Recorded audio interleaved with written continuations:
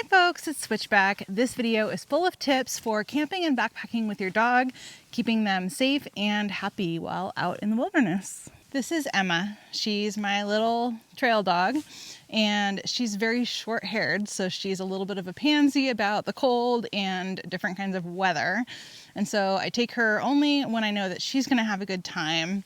But a lot of this information will be relevant to, of course, short-haired dogs, but most of it will be relevant to all dogs. Some of this will be more relevant to car camping with your dog. Some of it will be more relevant to backpacking with your dog. And then I have a separate video all about hiking with your dog. Let's talk about some gear for your dog.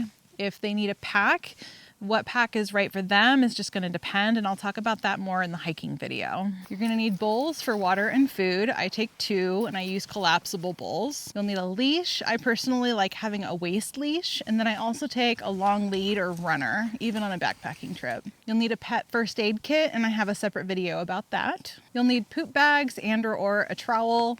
Try to check your site for any poops that you may have missed along the way. Pack out or bury any poop that your dog has created, because it is not the same as wild animals. If you're going to be burying it, it needs to be 6 to 8 inches deep in the ground, and then fill that hole back in. Please don't bury it if it's in a plastic bag. You'll likely want a towel for drying off your dog and their paws, especially if they're going to be getting into the tent. They'll need a bed or sleeping pad, potentially blankets, or even a dog sleeping bag. For backpacking, I have a closed cell foam pad that I've cut in half that I use as her sleeping pad.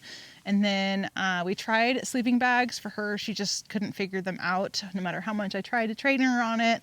And so I just use a blanket for her. Your dog might need a jacket. Mine certainly does. She has a couple of them. We use the Roughwear Cloud Chaser, which is a waterproof soft shell. I definitely want to get her something that's insulated. Whatever she uses, it needs to zip down the side, because she just really doesn't do something that pulls over her head very well. So it's important to know your dog. Your dog may also need a harness. And for Emma, we have one that we use just on a regular day-to-day hike. And then I have a separate one that I use that specifically goes over her jacket. When we take her car camping, we take a tarp so that we can put her bed next to the fire, and she loves that. Take lots of treats. Of course, they're going to need food, and I would recommend taking extra, especially if they are going to be hiking with you and backpacking. Take a couple of extra servings worth, and if you're going to go with a freeze-dried option, make sure that you slowly introduce it before the trip, rather than making an abrupt change in their diet. You'll want water filtration or clean water if appropriate, and potentially some toys, especially if you're car camping.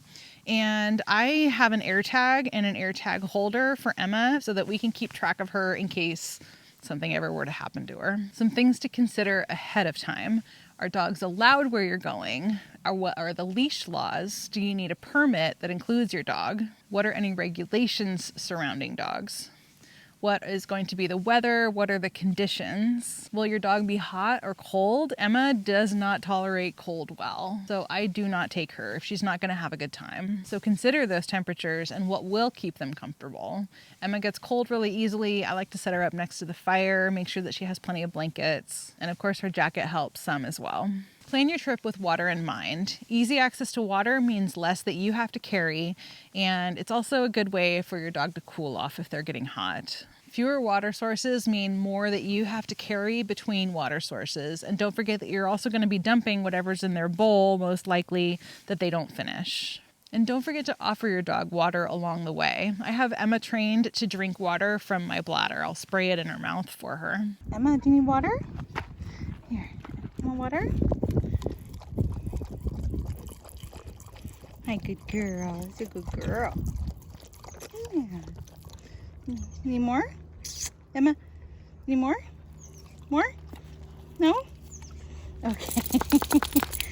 Dogs can get giardia, and so I really do recommend using filtered water for your dog. And yes, I realize they're going to drink water if they're in a water source or they're going to see it along the trail, but you just do the best that you can. Also, we have, for example, here in California, blue-green algae in a lot of the rivers and lakes, and this kills dogs every year.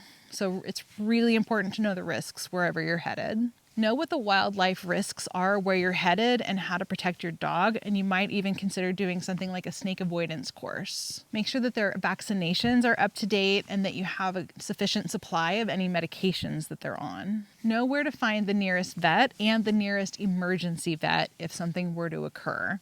And also be aware that search and rescue will not rescue your pet. If you are backpacking with them, be prepared to carry some extra weight because, of course, they can only carry so much. You may also want to be mindful about claws, so think about that when you're choosing what tent, sleeping pad, sleeping bag, or quilt to take with you. In addition to training your dog for what to do around animals, it's also a good idea to teach them not to bark at other campers or just to be barking in general. And get your dog used to the tent, to their bed, even when you're at home. Emma sleeps with her blanket that we use for backpacking just so that it's familiar for her. Once you're in camp, don't leave your pet or their food outside of your tent because this can attract animals, particularly predators. Store their food the same way that you would yours. And if you're in bear country, it needs to go into a hard-sided canister or be hung, whatever is appropriate for wherever you are. And avoid leaving bowls of food out during the day where other animals will be attracted to it. Bring things that are familiar from home, such as their bed or their blankets. Take a long lead or runner and use that while you're in camp. Make sure it doesn't get burned or melted by the fire. And we tend to move ours around camp because she wants to be wherever we are. And so if it's across the campsite from us, she's freaking out and barking. If she's near us, she's happier and she's also much less likely to get tangled up. If your dog likes toys, take a couple to keep them entertained. And don't forget to bring lots of treats and keep working with them while you're out there. Be mindful of other campers, and so keep them on the leash, keep them from barking at people, and make sure that you're cleaning up after your pets. It's a good idea to do a tick check before bed and to check for anything that might be stuck in their paws, any scratches, thorns, etc. You can treat it like a bedtime rub down and consider practicing this ahead of time.